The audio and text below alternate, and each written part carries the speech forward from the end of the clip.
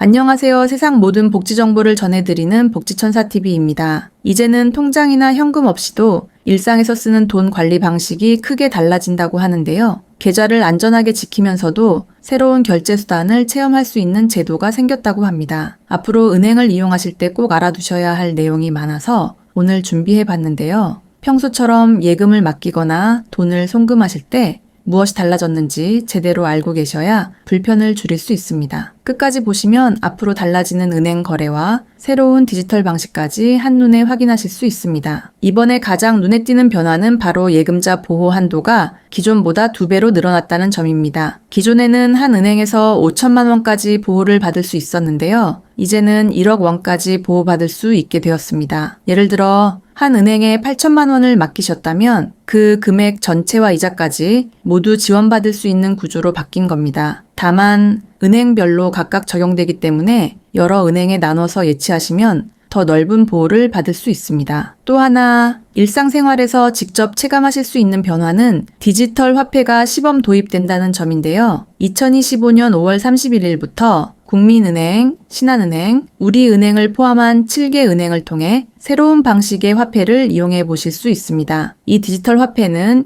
기존 예금에서 일정 금액을 전환해 사용하는 방식으로 보유 한도는 100만 원, 전환 가능 금액은 최대 500만 원까지로 정해져 있습니다. 전자지갑을 은행 앱에서 간편하게 만들 수 있고요. 전환된 디지털 화폐는 세븐일레븐, 교보문고, 이디야커피, 농협 하나로마트 같은 매장뿐 아니라 배달 앱, 홈쇼핑 등 온라인에서도 바로 사용할 수 있습니다. 마치 현금처럼 결제가 가능하다는 점에서 특히 외출 시 지갑 없이도 편리하게 이용하실 수 있어요. 이처럼 금융에 익숙하지 않으신 분들도 어렵지 않게 활용하실 수 있도록 설계된 제도다 보니 활용 방법만 잘 알고 계시면 생활에 꽤 큰 도움이 될 수 있습니다. 이제 그러면 이런 혜택을 누리시려면 어떤 조건이 필요한지 그리고 어디서 어떻게 신청하시면 되는지 이어서 안내해 드릴게요. 예금자 보호 혜택은 별도의 신청 절차 없이도 자동으로 적용되긴 하지만 조건에 맞는 상품에 가입해야만 실제로 보호를 받을 수 있습니다. 그렇기 때문에 본인이 이용 중인 계좌나 야이여 적금 상품이 보호 대상인지 먼저 꼭 확인하셔야 합니다. 일반적인 정기예금, 적금, 수시입출금 통장은 대부분 보호 대상이지만 청약통장처럼 주택 관련 자금 상품은 보호 대상에서 제외됩니다. 또 한 은행당 1억 원까지 보호가 되기 때문에 여러 은행에 분산해서 예치하면 더 폭넓게 안전하게 자산을 지킬 수 있습니다. 디지털 화폐 관련 혜택을 이용하고 싶으신 경우에는 간단한 신청 절차를 따르셔야 하는데요. 2025년 5월 25일부터 참여은행의 모바일 앱을 통해 전자지갑을 먼저 개설하셔야 합니다. 국민은행, 신한은행, 우리은행, 하나은행,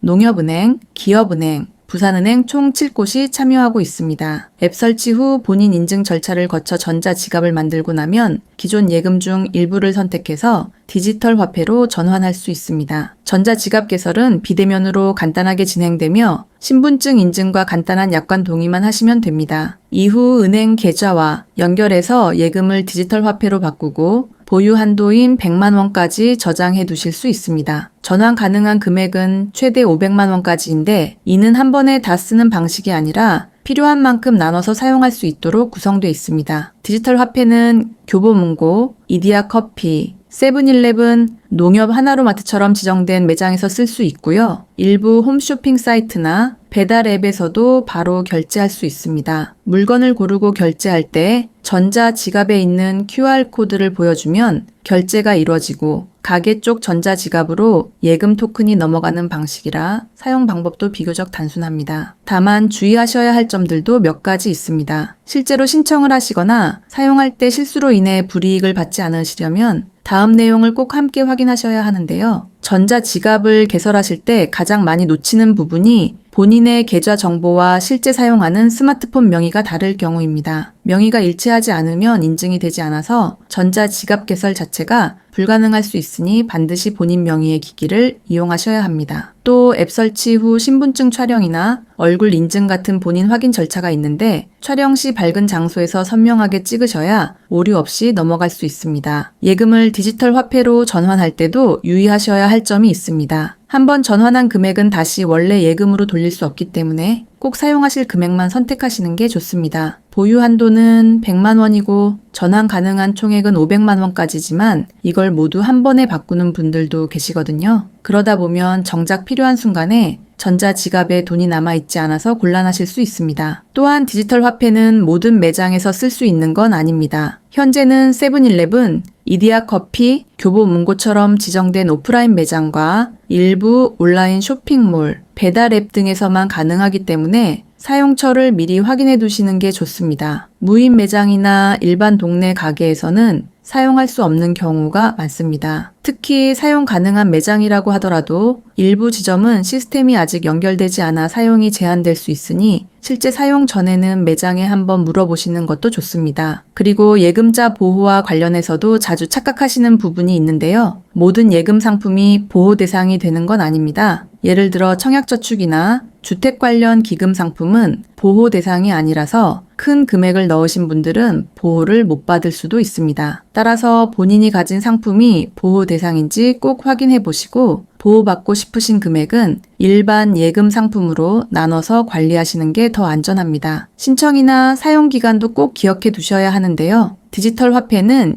2025년 5월 25일부터 전자지갑 개설이 가능하고 실사용은 5월 31일부터 6월 31일까지 시범적으로 운영됩니다. 이 기간이 지나면 결과에 따라 확대 여부가 결정되기 때문에 미리 참여해 보시는 게 좋습니다. 특히 전자지갑 개설은 앱 이용에 익숙하지 않으신 분들께 시간이 조금 걸릴 수 있으니 여유 있게 진행하시는 게 좋습니다. 이런 주의사항들을 잘 알고 계시면 제도의 혜택을 훨씬 안전하게 누리실 수 있는데요. 이번 정책은 예금자 보호법 개정과 중앙은행 디지털 화폐 시범 도입이라는 두 가지 흐름이 함께 맞물려 시작된 제도입니다. 예금자 보호법은 예상치 못한 금융사고나 위험 상황에서도 국민의 소중한 자산을 조금이라도 더 안전하게 지킬 수 있도록 마련된 장치이고 디지털 화폐 제도는 앞으로 변화하는 결제 환경에 맞춰 더 편리하고 효율적인 거래 방식을 제공하려는 취지에서 도입되었습니다. 특히 시니어 세대나 금융 접근이 어려운 분들도 새로운 기술을 어렵지 않게 사용할 수 있도록 전자지갑 개설과 사용 절차도 비교적 간단하게 설계된 것이 이번 제도의 큰 특징입니다. 물가 상승과 고령화 시대를 살아가는 우리 모두에게 안정성과 편의성을 동시에 갖춘 금융제도는 선택이 아니라 필수이기 때문에 정부와 중앙은행이 함께 준비해온 정책이기도 합니다. 이러한 변화는 단순히 제도를 바꾸는 데 그치지 않고 실제 생활에서 체감할 수 있는 도움이 되도록 구성되어 있습니다. 앞으로도 더욱 많은 분들이 안전하고 편리하게 금융 생활을 하실 수 있도록 정책은 계속해서 보완되고 발전해 나갈 예정입니다. 앞서 살펴본 혜택들을 잘 활용하신다면 일상에서 훨씬 더 든든하고 여유롭게 자산을 관리하실 수 있을 겁니다. 복잡하지 않게 누구나 참여할 수 있도록 준비된 이번 제도는 그 자체로 우리 삶을 조금 더 안전하고 따뜻하게 만들어줄 수 있는 좋은 기회가 될 수 있습니다.